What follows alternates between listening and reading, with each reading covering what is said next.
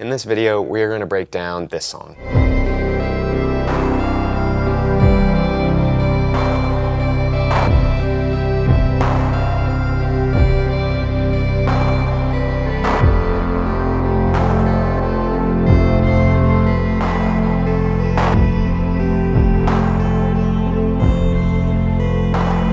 Before we get into that though, a little bit of backstory about me. I've been a professional musician and audio engineer for more than a decade. I have music released on Apple Music and Spotify under Who's Taylor or Taylor Fiore. Let's get into it. So the whole reason that this patch exists and I got here with this amount of spaghetti is because I was looking to see the best way that my brain could connect all of the I/O to the Ableton Push 3 and my eurorack.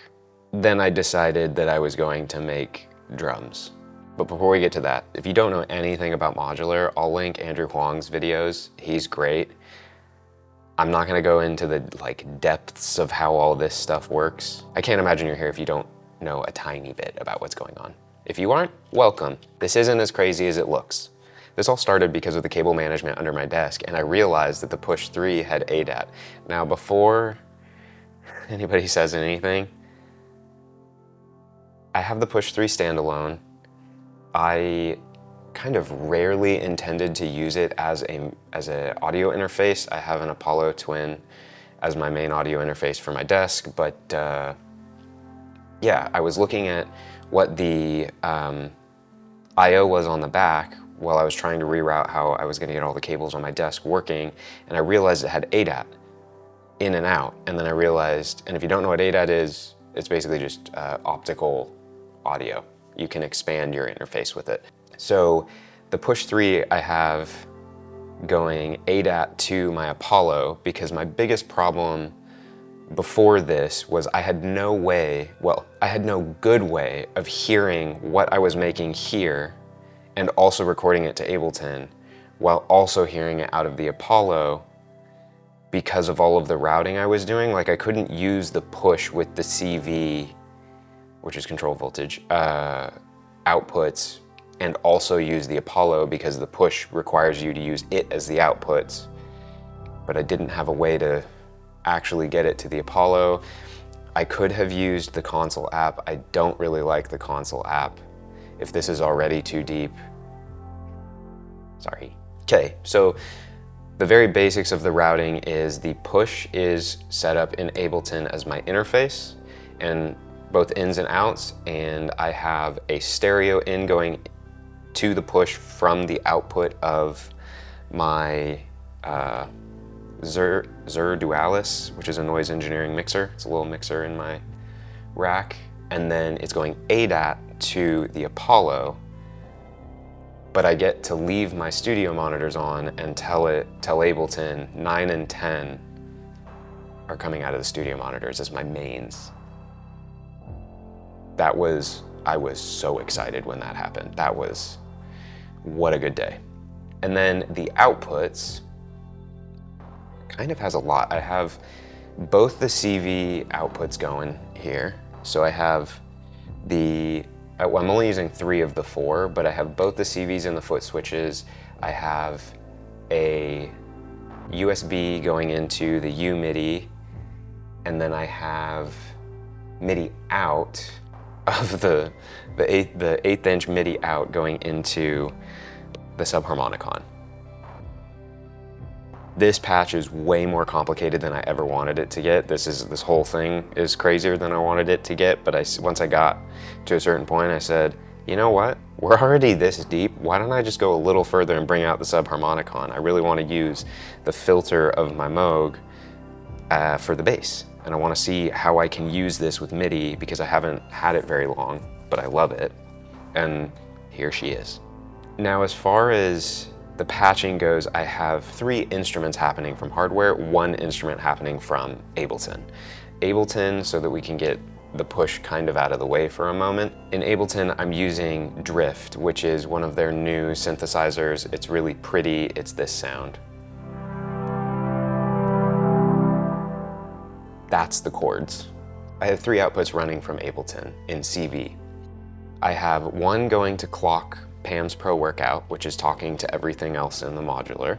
And then I have one running the run sequence of Pams, so it knows when to play and stop, because Pams wasn't syncing when I was just leaving the clock. All the times I would hit play and pause. And then the third is triggering my Basimilus Iterates Alia by Noise Engineering. And then I have MIDI coming out of Ableton's USB-A to the uMidi so that I can play my patch of the twinkly lead. And then I have the 1/8 inch MIDI out to a the MIDI adapter cable to a MIDI cable, back to a MIDI adapter cable to talk to the Subharmonicon. The other side of this being so complicated is I just recently got Basimilus Iterates Alia from Perfect Circuit. None of this is sponsored or anything. This is just me going. And I really liked this line of modules because they have a bunch of modules that you can flash any of the sound beds to.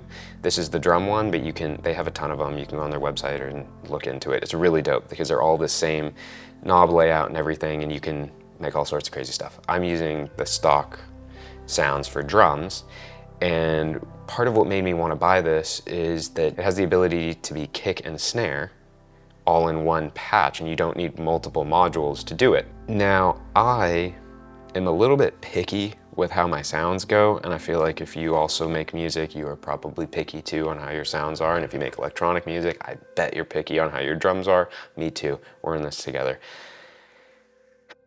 That's where all of these cables come in, because realistically, I could have done the patch with one cable, or really two cables, and it would have been fine. But I didn't like where the snare was when I liked where the kick was, and I didn't like the kick when the snare was in the right spot. So if we're gonna keep it really brief, to be completely honest, all 8 of these cables, everything going from Pams Pro Workout into BIA, is truly just making kick and snare. And the way I'm doing it in Pams is I have a bunch of square waves that are moving at quarter, at the /4. Let me confirm that. Yes, they're all at the /4. So it's at, which should be quarter notes. I'm phasing the ones for the snare by 50%, and then I'm choosing the level of the square wave to affect the knob accordingly for all of the knobs. I guess to back up a little bit, the patch that looks so crazy is not as crazy as it sounds. So for audio, we're going out of the BIA into the Viol Ruina, which is Noise Engineering's filter. And then we're going out of Mangle and filter into my Mutable Instruments Veils as a sub mixer, and I'm taking both of those channels and mixing them together to have one summed output of the drums. So I have I have the non-distorted and the distorted lines going separately so I can mix them in to get a better distortion sound for me. It probably doesn't make much of a difference. But then I'm going out of that into my MFX, which is ALM's multi-effects, which is really cool. And I'm using the Digi-PCM Echo to make all the crazy reverse and stuff. I just kind of fiddled with it until I got it somewhere that I really liked. And then it's going stereo out into my mixer on channel 3. The bass, I hadn't used this as MIDI, but I was really excited when I knew that it had MIDI. I mean, that's part of why I bought it, and I was really excited that it could be some form of lead or MIDI type of situation. I'm using all 6 oscillators technically, or I guess, if we're going really official, it's 2 oscillators with 6 voices, so I'm using all 6 voices, but I'm really using 2 pitches. I'm using oscillator 1 is on a square wave, but acting an octave below. And then I have oscillator 2 on the saw wave at the main octave that the bass sound is at. I played with the attack and decay and stuff, and I'm just using it for the filter, and I used the filter envelope to give it a little more texture. And then it goes straight into the mixer and we're done. That's truly it for this. I'm not using the sequencer side of the Subharmonicon at all. I'm actually controlling it in Ableton, which is a little fickle, but it works. I'm very happy with the results I was getting. I don't love that I can't like play chords outside of like making the chord in the Subharmonicon, but at that point, I would just use Ableton and the Push for that. My lead patch is going out of both channels out of Plaits.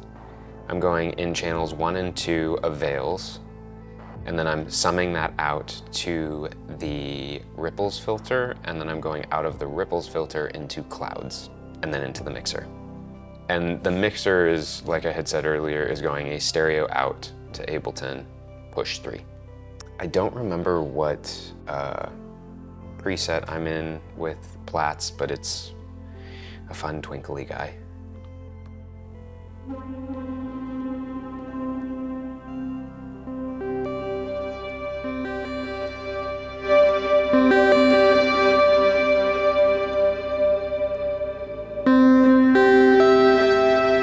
This is the patch. Yeah, I wanted to be able to play with the Push. I've been using scales, so okay, so let's break down before I get too crazy out of here. I'm going Ableton, MIDI out to uMidi, and then I have to go from uMidi to Intellijel scales, and then scales is going to Plaits. I was hoping that I could just skip scales and not use it for this. I was gonna use it for something else if I needed to, but every time I would tune Plaits and then play, the MIDI would not stay hardly at all in key. So I just went with scales to Plaits so that it would stay in key, which it has, and I've had this patch set up for like 3 or 4 days now, which is longer than I would like to have kept it, but it took that long for me to get here. If you know anything about scales, you'll see that I'm in C major, which is what everything is in. I don't usually write in major, nor do I usually write in C major, because the music theory nerd side of me goes, that's boring. But I found some stuff I liked out of it, so I kept going with it. I don't have a proper envelope in this rack, so I'm using Pons Asinorum as a release envelope, which is a side tangent, but it kind of drives me nuts a little bit. I would actually really like to have a regular envelope, which I have one. It's just not, it doesn't fit in this rack in my current configuration, so I have to lose some stuff to get there. I haven't decided what I would lose yet. So Pons is using the gate to trigger the release envelope for Plaits, and I'm using Viol's as the VCA. I love this filter. It's kind of as far as it goes with that. And then clouds.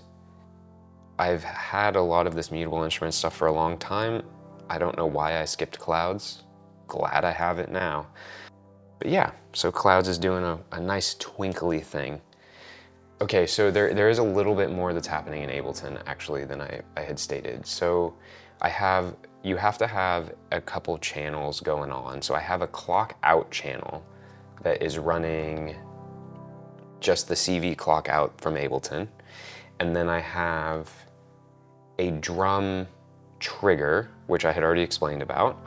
And then I have a drum sidechain that I made, which is actually just a 909 kit, because it sounds kind of similar to the kick drum, that I put on here because I wanted to sidechain drift.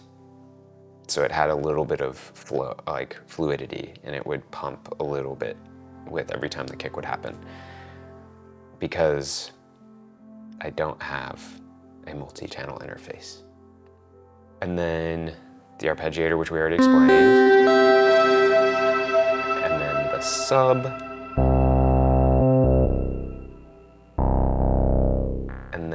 drift. And then I have a channel for recording. And that's it. This is the first video I've done like this, so I know there's lots of ways I can improve. If you made it this far, I genuinely can't overstate how grateful I am that you're even here. Thank you so much for everybody watching the last 2 videos that I've made of me performing some stuff. I really, truly am grateful. I love this stuff. I love making music, and I could not be happier that anybody is listening. If you like this, please like it. If you like what I'm doing, please subscribe. If you have more things you want to know, please tell me. I'm super happy to explain how anything works. All of it works. I'd love to talk more about this. I plan on doing more of these videos. This is my first one, so tons of room for improvement. Also, I'm cool with any question, comments, concerns. If there was details that I just breezed over too fast, please let me know. I would love to talk about what you want more. But until next time.